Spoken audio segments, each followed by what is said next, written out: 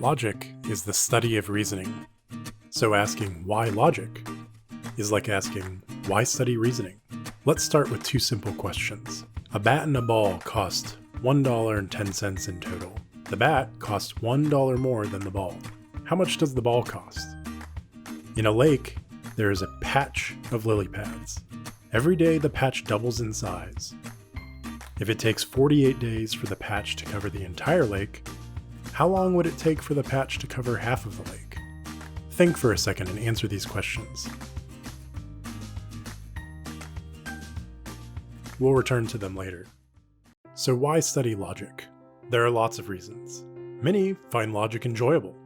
It can bring the same joy one experiences from solving a difficult puzzle, or from organizing complex ideas in one's mind. Some people even find logic beautiful. Reasoning is inescapable. You reason about everything from the best route to take to get to your destination, to the best path to take to achieve your life goals. So why not figure out how to do it better? Studying logic can enhance your career. Formal logic is used directly in many fields: philosophy, computer science, linguistics. If you want to go to law school or medical school or business school, studying formal logic can prepare you for these fields in a number of ways. It can give you skills you'll need to do well on entrance exams, or to analyze language and arguments, or to manipulate Excel spreadsheets. Perhaps most importantly, logic slows you down. In a good way. Our mind is made up of two systems.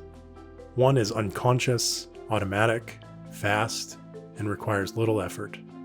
The other is conscious, reflective, slow, and requires a lot of effort and control.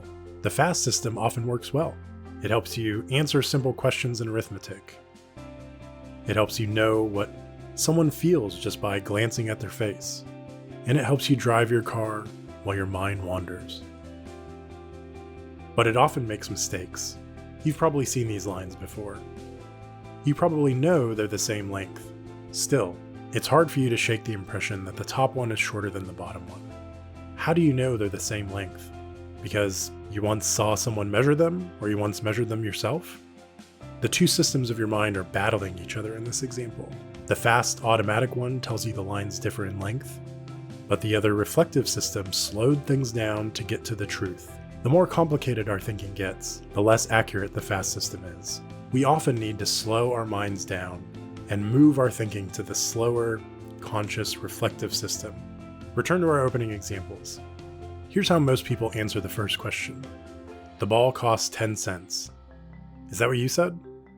Let's think about that. If the bat costs $1 more than the ball, and the ball costs 10 cents, then what would the bat cost?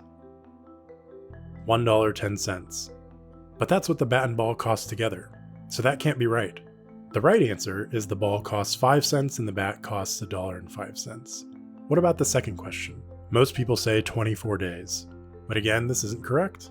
If it takes 48 days to cover the whole lake, and the patch doubles every day, that means the day before, the patch would have covered half the lake. So the answer is 47 days. People who answer these questions incorrectly, and that's most people, are using the fast part of their mind. And it's getting things wrong. To answer these questions and many other complex questions correctly, people need to move away from the fast system toward the slow and reflective system. This is what studying logic does. It helps improve our reasoning by moving complex reasoning from the fast system to the slow system. Just as you need to slow down your mind and use a ruler to tell these lines aren't the same length, you often need to slow your mind down and use certain tools to distinguish good reasoning from bad. Studying logic can give you the tools you need to evaluate reasoning and help you slow your mind down.